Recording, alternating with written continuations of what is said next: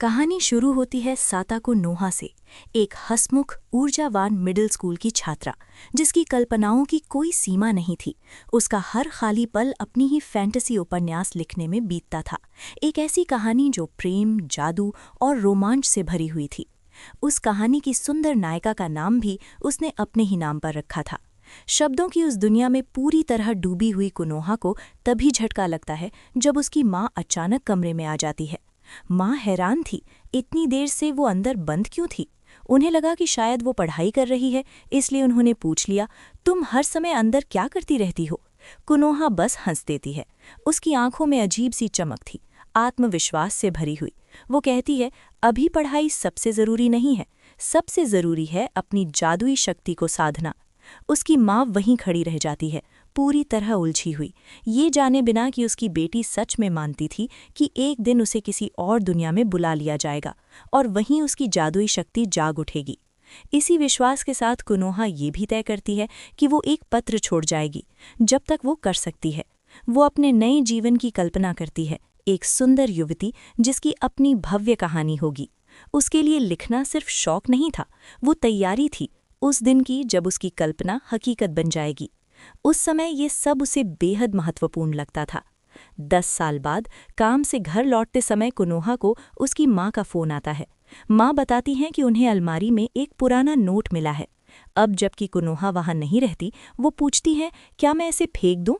कुनोहा बिना ज़्यादा सोचे हाँ कह देती है। वो कहती है, मैं ज़रूरी चीज़ें पहले ही ले चुकी हूँ।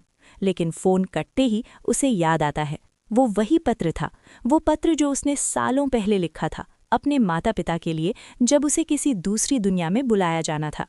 एक पल के लिए वो मुस्कुरा देती है, लेकिन किस्मत के इरादे कुछ और थे। सड़क पार करते समय एक ट्रक तेज रफ्तार से उसकी ओर बढ़ता है और एक ही पल में साताको नोहा का जीवन समाप्त हो जाता है।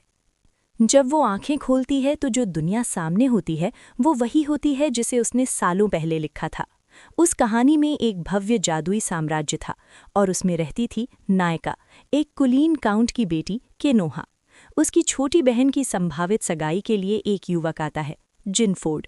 संयोग से केनोहा उससे बाग में मिलती है और उसी क्षण दिल जुड़ जाते हैं। पहली नज़र का प्रेम, शुद्ध, निर्दोष, अटल। लेकिन उनकी खुशी के बीच खड़ी थी केनोहा की छोटी बहन याना। पूरा राज्य उसे जानता था उसकी क्रूरता और ईर्ष्या के लिए, एक सच्ची खलनायिका।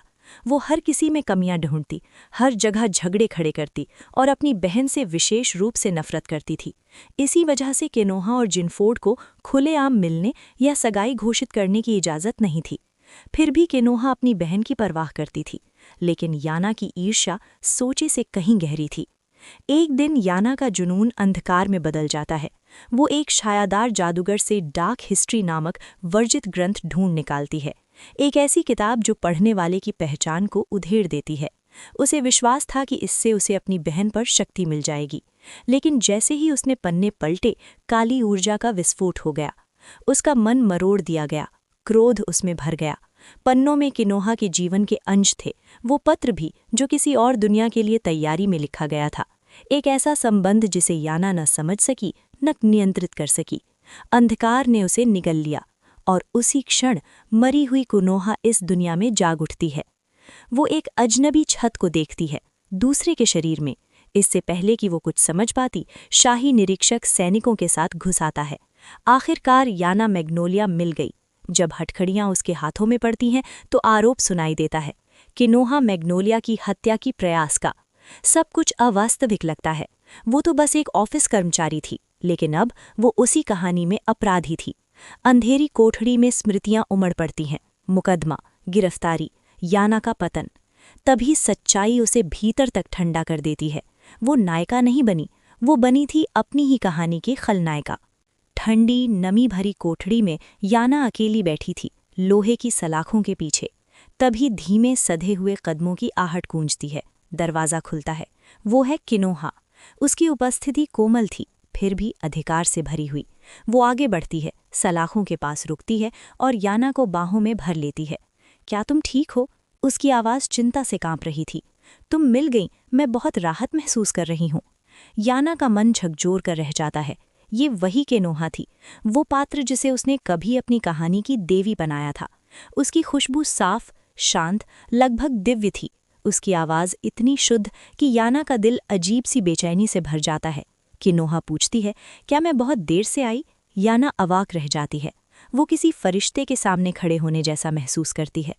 अचानक दरवाज़ा जोर से खुलता है। जिनफोर्ड अंदर घुसता है। चेहरे पर घबराहट, क्रोध और डर की मिली-जुली रेखाएं हैं। वो तलवार खींच लेता है। किनोहा, पीछे हटो। वो याना की ओर घूरते हुए उसके अपराध गिनाने लगता है। राजकीय नृत्य की रात हत्यारे को गाड़ी में छुपाना, सेवकों को रिश्वत देकर जहर मिलवाना, झूठी अफवाहें फैलाना, डार्क हिस्ट्री से उसका मन भ्रष्ट करने की कोशिश और यहाँ तक कि उसके घोड़े को गाय से बदल देना। याना का सिर झुक जाता है। उसका पिछले जीवन का अभिमान पूरी तरह टूट जाता है। ये सब कहानी के लिए ज़रूरी पीड़ा थी, अब वो समझती है। किनोहा बीच में रोकने की कोशिश करती है, लेकिन जिनफोर्ड का डर और प्रेम स्पष्ट है। अगर तुमने मुझे खो दिया होता तो मैं टूट जाता। किनोहा की विनती पर याना को 3 महीनों के लिए सीमांत जागीर में नज़रबंद कर दिया जाता है। एक मौका जीने का। याना राहत महसूस करती है, लेकिन जल्द ही एक भयावह सच्चाई सामने आती है। काउंट के परिवार ने नज़रबंदी के दौरान उसकी हत्या की व्यवस्था कर दी थी, और वो व्यक्ति वही था जिसे किनोहा ने बचपन में गुलामी से बचाया था। सोल गहरी झुककर कहता है, मेरा नाम सोल है, मैं आपका निजी सेवक हूँ। याना का दिल धक से रह जाता है। यही वो है। वो सोचती है, कौन मूर्ख अपने हत्यारे के साथ एक ही छत के नीचे रहेगी।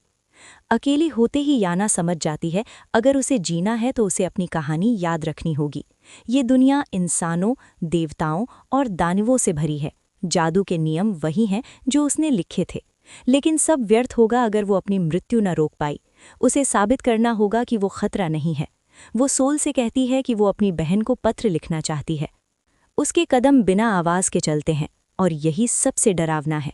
वो निर्णय लेती है, जिनफोर्ड और किनोहा के विवाह का सार्वजनिक समर्थन, सभी अपराधों के लिए माफ़ी, डार्क हिस्ट्री से संपर्क तोड़ना, यानी खुद को नुकसान रहित बनाना। लेकिन फिर उसे याद आता है, उसकी कहानी में असली दुश्मन याना नहीं थी, चाचा, वही जो प्रेम का नाटक करता था और अंत में किनोहा को फंसाता है। याना का दिल तेजी से धड़कने लगता है। अगर वो कुछ नहीं करती तो सब वही होगा। डर के बावजूद याना घोड़े पर चढ़ती है, राजधानी की ओर। वो जानती है ये अब कल्पना नहीं है, ये हकीकत है, और उसने ठान ली है, वो अपनी फरिश्ते सी बहन को मरने नहीं देगी, चाहे उसे अपनी पूरी कहानी ही क्यों ना बदलनी पड़े। पुराना गिरजाघर शांत था। उसका चाचा मुस्कुराता हुआ उसका स्वागत करता है। तुम्हें ये जगह पसंद आएगी, वो कहता है। ये कभी एक पवित्र गांव था, मैं इसे वर्षों से संभालता आया हूँ। किनोहा चारों ओर देखती है। खामोशी अस्वाभाविक थी, कोई पक्षी नहीं, कोई कीट नहीं, फिर भी वो कुछ नहीं समझ पाती। जिनफोर्ड भी वहाँ है। चाचा मुस्कुराकर उसकी ओर इशारा करता है। शादी जैसे पवित्र अवसर पर हथियार रखना अनुचित है। संकोच के बावजूद जिनफोर्ड अपनी तलवार एक ओर रख देता है। यही उसकी सबसे बड़ी भूल थी। किनोहा को अब भी कुछ भी गलत नहीं लगता। उसका दिल इतना शुद्ध था कि वो बुराई की गंध तक न पहचान पाती। उधर घोड़े की टापें पत्थरों पर गूंज रही हैं। याना सांसों से जूझती हुई गिरजाघर की ओर बढ़ रही है। डर उसके सीने को जकड़े हुए है, लेकिन उससे भी ज्यादा संकल्प। मैं इस कहानी को यहाँ खत्म नहीं होने दूंगी। उसका मन चिल्ला उठता है। ये अब उसकी लिखी कहानी नहीं, ये उसकी जिम्मेदारी है। अचानक चाचा का चेहरा बदल जाता है। मुस्कुराहट विकृत हो जाती है। वो जिनफोर्ड पर झपटता है। सब कुछ एक पल में बिखर जाता है। किनोहा चीख भी नहीं पाती, तभी दरवाज़ा टूटता है। घोड़े पर सवार याना अंदर घुसती है। पूरी ताकत से वो चाचा को लात मारती है। वो जमीन पर जा गिरता है। किनोहा, याना चिल्लाती है, क्या तुम ठीक हो? जिनफोर्ड तुरंत किनोहा को अपने पीछे कर लेता है। वो दोनों सुरक्षित हैं। याना गहरी सांस लेती है। वो समय पर पहुंच गई थी। लेकिन चाचा अब भी नहीं रुका। वो याना पर झपटता है, और तभी एक छाया बीच में आती है। सोल एक ही बार में वो चाचा को जमीन पर गिरा देता है। शांत स्वर में कहता है, एक कुलीन महिला पर हाथ उठाना कायरता है। याना स्तब्ध रह जाती है। वो महसूस करती है सोल पूरी यात्रा में उसका पीछा कर रहा था, और उसे जरूरत भी नहीं पड़ी उसे देखने की। अराजकता के बीच याना सोचती है, ये सारे पात्र उसके लिखे पात्र हैं। ये सारे पाप उसकी कल्पना से जन्मे हैं। अब उनका बोझ उसे ही उठाना होगा। बाद में जिनफोर्ड याना से पूछता है कि क्या वो चाचा की सच्चाई जानती थी। वो गुस्से से इनकार करती है। उसने उन्हें बचाया, उसने घात रोका, क्या ये काफ़ी नहीं? लेकिन तभी सोल धीमे से कहता है, मैं केनोहा का कर्जदार हूँ, जो उसे नुकसान पहुंचाएगा मैं उसे मार दूंगा। याना को ठंड लग जाती है क्योंकि असल मुसम्मत अब भी बची थी। मूल कहानी में इस हमले से केनोहा की जादुई शक्ति जाग उठती थी, लेकिन अब वो क्षण आया ही नहीं और शक याना पर आ सकता है। उसका जीवन अब भी खतरे में है